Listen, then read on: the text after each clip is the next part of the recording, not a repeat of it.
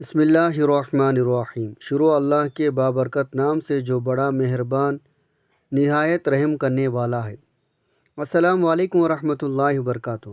وہ عورت دنیا میں ہی جنتی کہلائے گی جو نماز ظہر کے بعد قرآن مجید کی صورت پڑھتی ہے، کیونکہ جو لوگ قرآن پاک کو مضبوطی سے تھام لیتے ہیں تو اللہ تعالیٰ ان کے مرتبہ کو بلند کر دیتا ہے۔ وہ دنیا میں ہی عزت مقام حاصل کر لیتے ہیں اور آخرت میں بھی جنت ان کا ٹھکانہ ہوتا ہے۔ اور جو لوگ قرآن پاک کی تلاوت تعلیمات سے دور ہوتے ہیں اور اپنی زندگی اپنی مرضی اور چاہت سے بسر کرتے ہیں تو پھر ایسے لوگوں کو اللہ تعالیٰ ذلیل و خوار کر دیتا ہے۔ حضرت نبی اکرم صلی اللہ علیہ وسلم نے ارشاد فرمایا، اللہ تعالیٰ قرآن مجید کی وجہ سے بہت سے لوگوں کا سر بلند فرمائے گا اور بہت سے لوگوں کو ذلیل خوار کرے گا۔ تو ناظرین، جو شخص بھی قرآن کریم کی تلاوت کرتا ہے، اللہ تبارک و تعالیٰ کے مقرب فرشتے اس پر رحمت بھیجتے ہیں، حتیٰ کہ چونٹیاں اپنے سرخوں میں اور مچھلیاں سمندر میں اس کے لیے دعائیں مغفرت کرتی ہے۔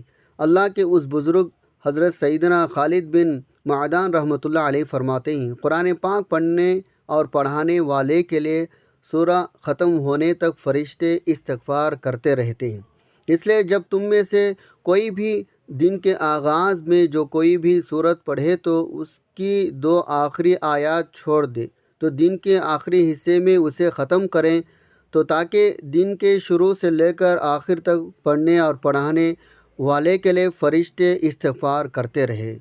قرآن پاک کی اس صورت سے جو محبت کرتا ہے یا جو بندہ اس صورت کو پڑھتا ہے تو اللہ تبارک و تعالیٰ اسے دنیا میں ہی جنت کی بشارت دے دیتا ہے۔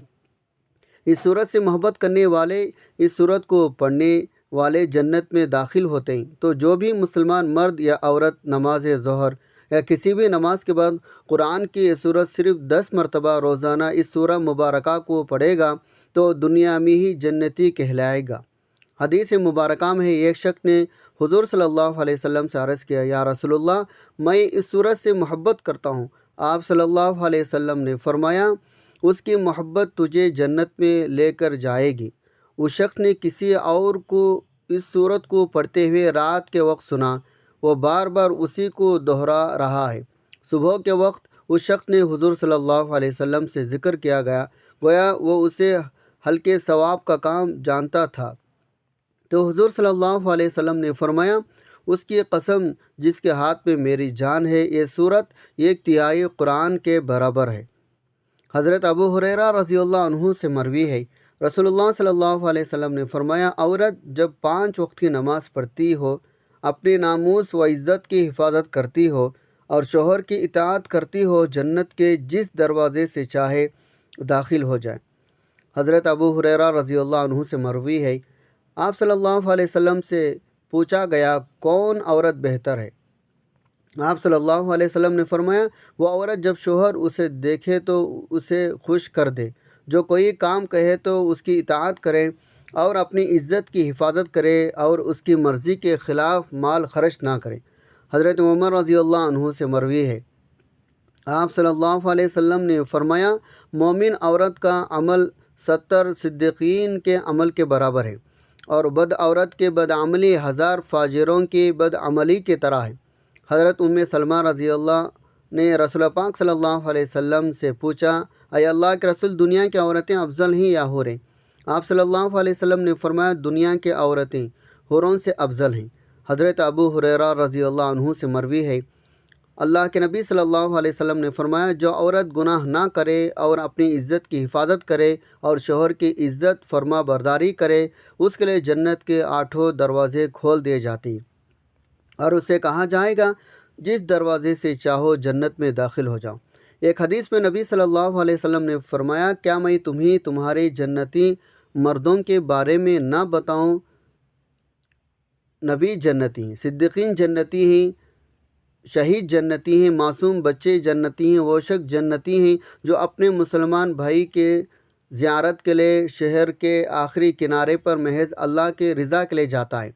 اور تمہاری جنتی عورتوں میں سے ایک وہ عورت جنتی ہے جو خاوند سے محبت کرنے والی، بہت بچے پیدا کرنے والی اور اپنے خاوند سے گہرا تعلق رکھنے والے، خاوند جب اس سے ناراض ہو جائے تو اس کے پاس جاتی ہے۔ حتیٰ کہ اپنا ہاتھ اس کے ہاتھ میں دے دیتی ہے اور کہتی ہے میں اس وقت تک پلک نہیں جھپکوں گی جب تک تو راضی نہ ہو جائے۔ لیکن اس کے برعکس آج کل کے عورتوں میں مذکورہ صفات کی عورتیں کم ہیں۔ اس حدیث کی رو سے عورت کے اندر مرد سے بے اعتنائی پکڑنے کا جذبہ نہایت خطرناک ہے۔ اس کے برعکس خاوند کے ناراضگی دیکھ کر اس کو منانے اور راضی کرنے والا جذبہ عورت کو جنت میں لے جانے والا ہے۔ آج کل عورتیں زیادہ بچے پیدا کرنے سے گریز کرتی ہیں، محض ان کی زیادہ بچے جننے سے ان کے حسن روانی میں کمی آ جائے گی یا بعض وسائل کی کمی کا بہانہ پیش کرتی ہے۔ دونوں ہی باتیں غلط ہیں۔ حکم شریعت اور اجر ثواب کے معاملے میں اپنے حسن جمال کو برقرار رکھنے کو اہمیت دینا ایک مسلمان کی شان کے خلاف ہے۔ اسی طرح وسائل کا بہانہ اللہ تعالیٰ پر اعتماد توکل کے منافی ہیں۔ اللہ تمہیں بھی رزق دیتا ہے اور تمہارے بچوں کو بھی، بلکہ سب کا رزق ہمارے ذمے، زمین پر چلنے والے کا رزق اللہ کے ذمہ ہے۔ اور اگر بیوی کو نفلی عبادت کا شوق ہو تو اچھی بات ہے، لیکن اگر اس شوق کو پورا کرنے میں خاوند کے حقوق کی تلفی نہ ہو، اس لیے نفلی عبادت میں خاوند کی اجازت ضروری ہے۔ اگر بیوی خاوند سے کوئی دینی کوتاہی دیکھے تو وہ بڑوں تک اس کی شکایت پہنچا سکتی ہے تاکہ اس کی اصلاح ہو سکے۔ ہر نماز اپنے وقت پر پڑھنی چاہیے۔ بیوی کی نفلی عبادت سے خاوند کے حق تلفی ہو تو خاوند اس سے روک سکتا ہے یا اس میں تخفیف کرنے کا حکم دے سکتا ہے، وغیرہ وغیرہ۔ عورت اپنے غریب خاوند کو زکوٰۃ دے سکتی ہے۔ نبی صلی اللہ علیہ وسلم نے ایک عید کے موقع پر خطبہ دیا، اس میں عورتوں کو بھی الگ واعظ فرمایا، جس میں ان کی کثرت سے صدقہ خیرات کرنے کی ترغیب فرمائی۔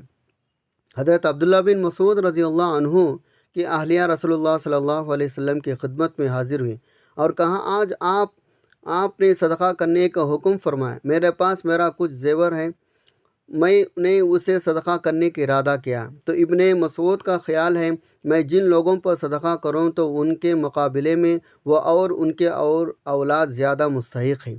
آپ صلی اللہ علیہ وسلم نے فرمایا، ابن مسعود نے سچ فرمایا، تیرا خاوند تیرے اولاد ان کے مقابلے میں زیادہ حقدار ہیں جن پر تو صدقہ کرے گی۔ ایک دوسرے روایت میں حضور صلی اللہ علیہ وسلم نے حضرت زینب کے سوال کے جواب میں فرمایا، ہاں وہ اپنے خاوند کو صدقہ دے سکتی ہے، اس میں اس کے لیے دگنا اجر ہے، ایک حق قربت کی ادائیگی کا اجر اور ایک صدقے کا اجر۔ اس سے معلوم ہوتا ہے خاوند اگر غریب ہے، اس کی آمدنی سے گھر کے اخراجات پورے نہ ہوتے ہو اور بیوی صاحب حیثیت ہو یا اس کے پاس زیور ہو تو اس کے لیے زکوٰۃ کی رقم اپنے خاوند کو دینا نہ صرف جائز ہے بلکہ افضل ہے۔ اسی طرح وہ ڈبل اجر کے مستحق ہوگی۔ اسی طرح زیر و پرورش یتیم بچوں پر زکوٰۃ کی رقم خرچ کرنا بھی دگنا اجر کا ثواب ہے۔ تاہم خاوند اپنے زکوٰۃ کی رقم اپنی بیوی اور اپنے بچوں پر خرچ نہیں کر سکتا، کیونکہ ان کے نفقہ کا ذمہ دار وہ خود ہے۔ وہ یہ ذمہ داری اصل مال سے ادا کرے گا، نہ کہ زکوٰۃ کے مال سے۔ عورت چونکہ خاوند کے نفقے کی ذمہ دار نہیں ہے، اس لیے وہ اس کو زکوٰۃ دے سکتی ہے۔ عورت بھی ایک ایسی ہی انمول چیز ہے، مرد اس کی قیمت ادا نہیں کر سکتا۔ گویا وہ ایسا عطیہ الہی ہے جس پر انسان اللہ کا جتنا بھی شکر ادا کرے، اس نعمت و عطیہ کا حق ادا نہیں ہو سکتا۔ عورت کائنات کے عظیم ترین ہستی ہے، اور اس عظیم ترین ہستی کو جو عزت، تحفظ، محبت، مقام، حقوق اسلام نے عطا کیے ہیں، کسی اور مذہب میں اس کی کوئی مثال نہیں ملتی۔ اسلام سے پہلے عورت کی حیثیت ایک زر خرید غلام سے زیادہ نہ تھی، اس کا نہ کوئی حق تھا نہ عزت مقام تھا۔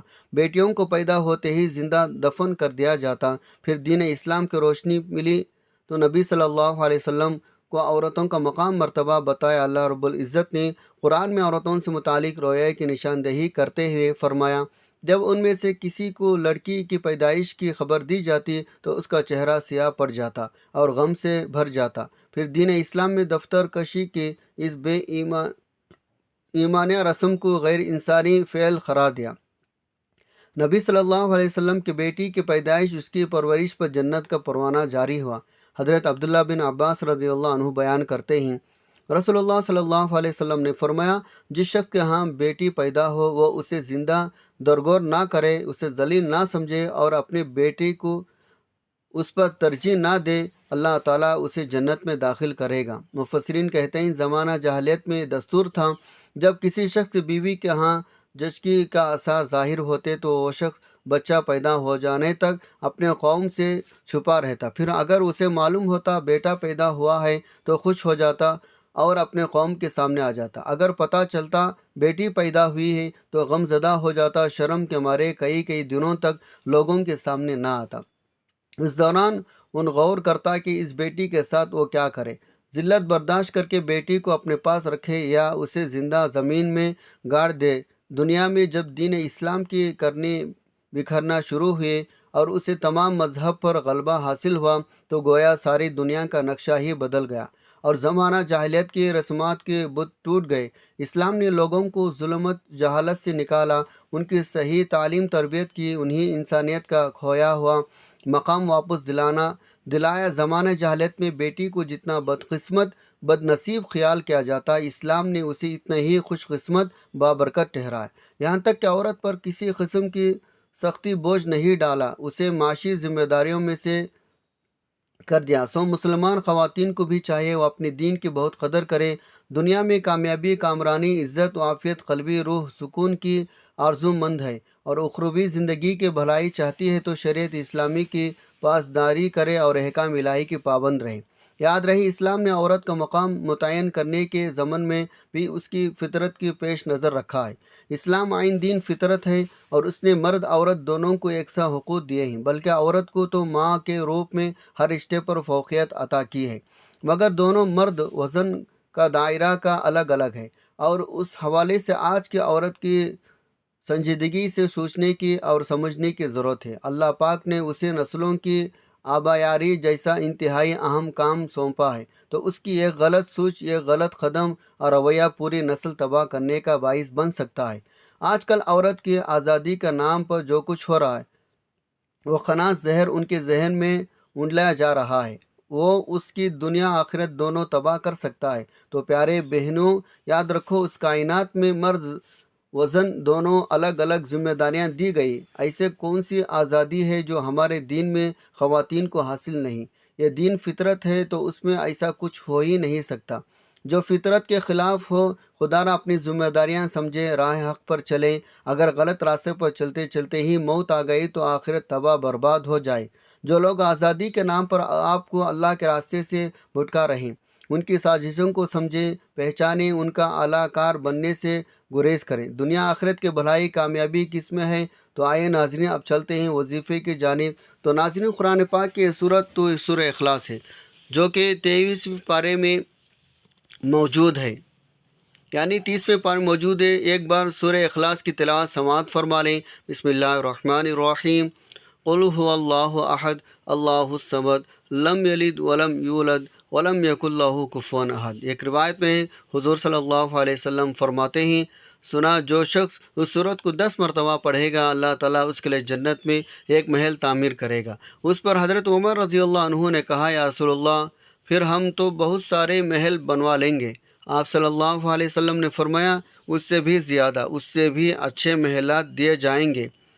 ایک حدیث میں ہے، جو شخص اس سورت کو 50 مرتبہ پڑھ لے تو اس کے 50 سال کے گناہ معاف ہو جائیں گے۔ ناظرین، کتنی زیادہ فضیلت اور اجر ثواب ہے۔ ایک چھوٹی سی سورت کا تو آپ سبھی نماز ظہر کے بعد یا کسی بھی نماز کے بعد رات کو سونے سے پہلے 10 مرتبہ سورہ اخلاص پڑھ کر سوئیں۔ اس سورت کو پڑھنے سے دنیا ہی میں اللہ تبارک و تعالیٰ آپ کو اجر ثواب دیتا رہے گا اور آخرت کی تیاری بھی ہوتی رہے گی۔ یاد رکھے گا، اس سورہ مبارکہ کو 3 مرتبہ پڑھنے سے ایک مکمل قرآن پاک پڑھنے کا ثواب ہوتا ہے۔ تو اس لیے اگر کوئی مسلمان قرآن پاک نہیں پڑھ سکتا تو قرآن پاک پڑھنا ضرور سیکھے۔ روزانہ سورہ اخلاص باوضو ہو کر 200 بار پڑھنے سے 9 فائدے ہوتے ہیں۔ اللہ تبارک و تعالیٰ 300 غضب کے دروازے بند کر دیتے ہیں، مثلا دشمنی، فتنہ، ناراضگی، اور آپ کو معلوم ہوگا جب جب اللہ تبارک و تعالیٰ ناراض ہوتے ہیں تو اللہ تبارک و تعالیٰ انسان سے نعمتوں کو چھین لیتا ہے۔ جب اللہ پاک راضی ہوتا ہے تو غضب کے دروازے بند کر دیتا ہے اور انسان پر رحمتوں کے دروازے کھول دیے جاتے ہیں۔ اس کے علاوہ 100 مرتبہ سورہ اخلاص پڑھنے کے فائدے یہ ہیں، اللہ تعالیٰ اس شخص پر 300 رحمت کے دروازے کھول دیتا ہے، رحمتیں ہی رحمتیں برسنے لگتی ہیں۔ اس کا تیسرا فائدہ یہ ہے، اللہ تعالیٰ 300 رزق کے دروازے کھول دے گا۔ آج کل ہر شخص روزی کی پریشانی، رزق کی پریشانی، نوکری کی پریشانی مبتلا ہے، اس لیے روزانہ 200 مرتبہ سورہ اخلاص باوضو ہو کر پڑھے۔ اللہ تعالیٰ غیب سے رزق عطا فرمائے گا، ہمیں پتہ ہی نہیں چلے گا اللہ تعالیٰ کہاں سے رزق عطا کر رہا ہے اور کہاں کہاں سے اللہ رزق برسا رہا ہے۔ اور اس کا چوتھائی فائدہ یہ ہے، اللہ پاک اپنے علم سے آپ کو علم دیں گے، صبر اور سمجھ بھی دیں گے۔ اس کا چھٹا فائدہ یہ ہے، 50 سال کے گناہ اللہ تبارک و تعالیٰ معاف فرما دیں گے۔ اور ساتواں فائدہ یہ ہے، اللہ پاک جنت میں بنگلے عطا فرمائے گا، ہر بنگلے کے 70 دروازے ہوں گے۔ دوستو، یہ بہت ہی مختصر سا وظیفہ ہے، اس کو ضرور کریں۔ اور آٹھواں اس کا فائدہ یہ ہے، 2000 رکعت نفل پڑھنے کا فائدہ ہوگا۔ اور نوواں فائدہ یہ ہوگا، جب بھی مرے گا جنازے میں 1,09,000 فرشتے شمولیت کریں گے۔ اللہ تبارک و تعالیٰ سے دعا ہے، اللہ تبارک و تعالیٰ ہمیں پنجگانہ نماز ادا کرنے کی توفیق عطا فرمائے۔ اللہ تبارک و تعالیٰ ہمیں قرآن پاک کی ہر ایک سورہ، ہر ایک آیت کو سمجھ کر پڑھنے کی توفیق عطا فرمائے۔ اللہ تبارک و تعالیٰ تمام امت مسلمہ پر اپنا رحم اور کرم فرمائے۔ اللہ تبارک و تعالیٰ تمام امت مسلمہ کو بخشش دے، آمین یا رب العالمین۔ السلام علیکم ورحمۃ اللہ وبرکاتہ۔